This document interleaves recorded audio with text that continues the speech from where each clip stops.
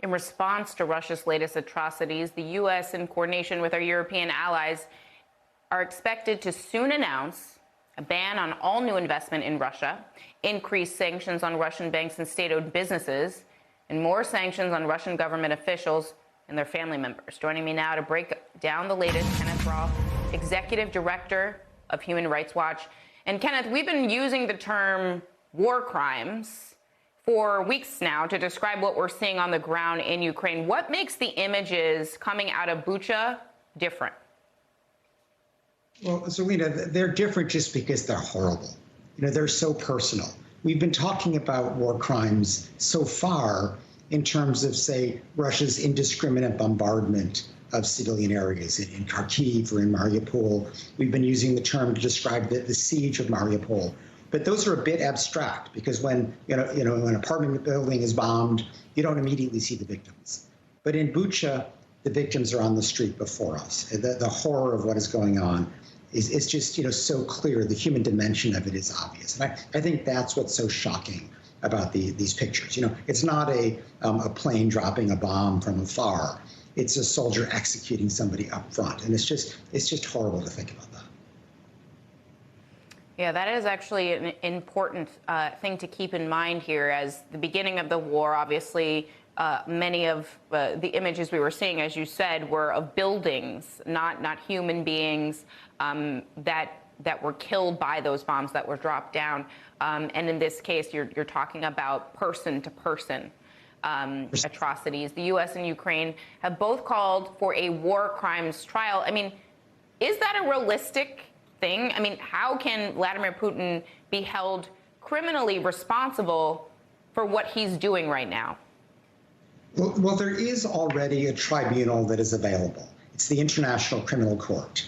It has jurisdiction over any war crime committed in Ukraine because going back to 2014, the Ukrainian government gave it jurisdiction, at that point dealing with the war in eastern Ukraine, but that jurisdiction remains. So any war crime in Ukraine can be investigated and prosecuted, and the International Criminal Court, doesn't tend to focus just on the low-level perpetrators. It tries to go up the chain of command. And the key here, the criminal concept of command responsibility, looks, either for evidence of a direct order, go commit that war crime, but that's hard to come by. More typically, what you get is evidence that a senior commander, and this could go all the way up to Putin, that they had knowledge of these atrocities. And today, everybody has knowledge of the atrocities in Bucha.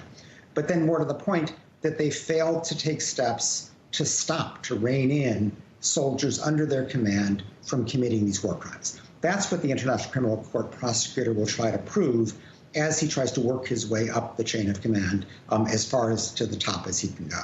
Now, obviously, Putin is sitting in the Kremlin probably saying, what do I have to worry about? I've got nuclear weapons. Nobody's going to come and invade Russia and get me. But that is essentially an argument of saying, I'm protected because I'm president for life. And it's always risky to claim to be president for life. Sometimes that works out. A lot of times it doesn't.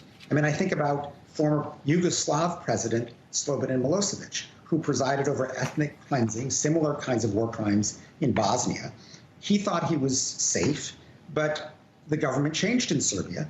The new government wanted to join the European Union. It needed to show that it was reformist. It sent Milosevic to The Hague, and he actually died on trial. And similar things happened with, former Sudanese President Omar al-Bashir, who was indicted for genocide by the International Criminal Court. He's sitting in a prison in Khartoum right now. Or former Liberian President Charles Taylor, he was tried and convicted in The Hague. So this president for life strategy is a risky strategy. How long does it take, though? You mentioned that there's already precedent in these other instances, but also the ICC having jurisdiction over other atrocities committed by Russia inside of Ukraine in recent years. Are any of those addressed yet? Obviously, Putin hasn't been punished for those because he's still president. But how long do we have to wait? Well, I mean, that's a good question. And to be honest, the ICC has tended to be slow. But it has a new prosecutor now, Karim Khan, who is quite experienced and who has already indicated that he's going to cut back on the many investigations they're doing and focus on the most important. Clearly, he views Ukraine as very important. 40 governments have already endorsed this investigation. They're shoveling money at him to enable him to do this work. So this is not going to be a forever investigation. But of course, the ICC tends not to focus on the low-level soldiers. They want to go up the chain of command. So that is more difficult, but I don't anticipate this taking forever. In terms of the UN, I think even if you don't know anything about international affairs, you think about the UN as the entity that prevents this kind of thing, the entity in the world that prevents these kinds of human rights abuses and atrocities. Ambassador Linda Thomas-Greenfield called Russia's membership of the Human Rights Council the height of hypocrisy. I mean, what needs to change at the UN to allow the body to hold its own members accountable for these kinds of actions? Well, the big difficulties are in terms of the UN Security Council, which is the sole body at the UN that is able to exercise coercive power. There, the council, by design, is stymied by the veto power of the 5 permanent members: the United States, Russia, China, Britain, and France. So when you have one of those permanent members that is responsible for atrocities, the Security Council can't work. It is blocked. Now, the UN General Assembly, which includes every member of the United Nations, and there is no veto there, it already has acted twice. First, to denounce the invasion, second, to press for humanitarian access to places like Mariupol. I understand that the UN General Assembly is planning to meet on Thursday. This is not yet confirmed, but it looks like it's aiming for Thursday to suspend Russia from the UN Human Rights Council. It is a travesty that Russia is sitting in the Human Rights Council. The members are supposed to, adhere to the highest standards of respect for human rights.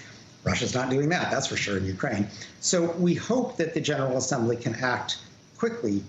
It'll be a symbolic thing, but still important. The 2 votes so far in the General Assembly have been overwhelmingly against Russia. One vote was 141 to 5, the other was 140 to 5. So all that's needed is for a 2/3 vote of the General Assembly to be achieved to expel Russia from the Human Rights Council. That should be doable, and I hope that happens this week. It's really hard to see these images, but don't look away. Kenneth Rao, thank you so much for being here and starting us off to help us understand all of the latest out of Ukraine. Please stay safe. Thank you again.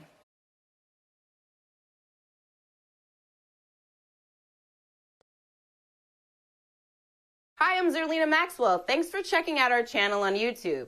You can see more from Zerlina by clicking any of the videos on this screen, and make sure you subscribe below to stay up to date on the day's biggest stories. Thanks for watching.